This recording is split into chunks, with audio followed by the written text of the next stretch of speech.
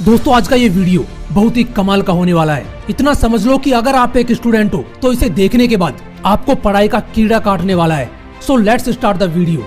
भारत के संविधान निर्माता बाबा साहेब डॉक्टर भीमराव अंबेडकर जी के बारे में तो आप जरूर जानते होंगे, जो अर्थशास्त्र में पीएचडी करने वाले पहले भारतीय थे, जिनके पास अलग अलग विषयों में 32 डिग्रियां थी, जिन्हें लगभग 9 भाषाओं का ज्ञान था। लेकिन क्या आपने कभी डॉक्टर श्रीकांत जिचकर जी के बारे में सुना है, जिन्हें इंडिया का मोस्ट क्वालिफाइड पर्सन कहा जाता है, जिनका नाम लिम्का बुक ऑफ रिकॉर्ड में शामिल है? क्या आपने कभी प्रोफेसर वीएन प्रतिभन जी के बारे में सुना है, जिनके पास दुनिया में सबसे ज्यादा 145 एकेडमिक डिग्रीज हैं? अगर आप इनके बारे में नहीं जानते तो ये वीडियो लास्ट तक जरूर देखना, क्योंकि किताबों से जितना प्यार इन लोगों ने किया है उसका 10% भी अगर आप लोगों ने कर लिया तो समझना आपका बेड़ा पार है। तो शुरू करते हैं डॉक्टर श्रीकांत जिचकर जी से, जिनका जन्म स्वतंत्रता के 7 साल बाद 14 सितंबर 1954 को महाराष्ट्र के नागपुर जिले में हुआ। आपको जानकर हैरानी होगी कि 1972 से 1990 के बीच मात्र 18 सालों में इन्होंने 42 यूनिवर्सिटी एग्जाम दिए, 20 से ज्यादा डिग्री हासिल की और 28 गोल्ड मेडल जीते।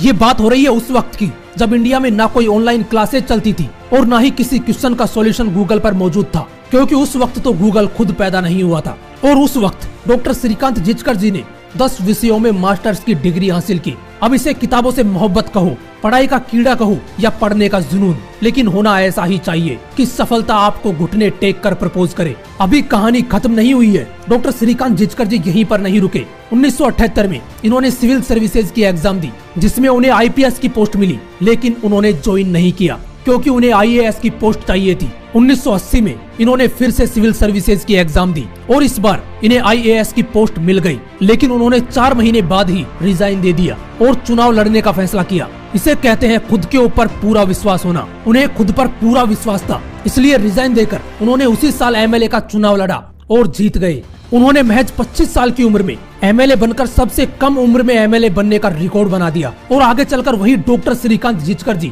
गवर्नमेंट मिनिस्टर बने। आपको जानकर हैरानी होगी कि उन्हें पढ़ने का इतना शौक था कि उनके पास 52,000 से भी ज्यादा किताबों की पर्सनल लाइब्रेरी थी। उन्हें गीता, उपनिषद, वेद पुराण जैसे ग्रंथों का भी गहरा ज्ञान था। अब इतना जानने के बाद ये मत समझने लग जाना कि उन्हें सिर्फ किताबों से ही प्यार था, क्योंकि डॉक्टर श्रीकांत जिचकर जी मल्टी टैलेंटेड थे। वो एक पेंटर और प्रोफेशनल फोटोग्राफर के साथ साथ एक अच्छे स्टेज एक्टर भी थे। लेकिन अफसोस, multi talented doctor Shrikant Jichkar ji आज हमारे बीच नहीं है। 2004 में नागपुर में एक कार एक्सीडेंट में उनकी मौत हो गई।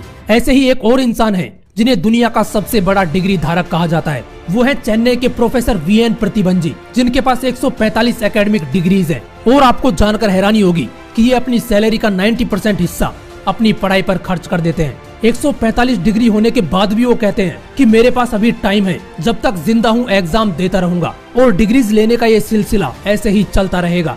दोस्तों, इसे कहते हैं किताबों से प्यार। मैं ये नहीं कहूंगा कि आप भी इनकी तरह डिग्रियां लेते रहो, लेकिन इनकी तरह किताबों से प्यार जरूर करो।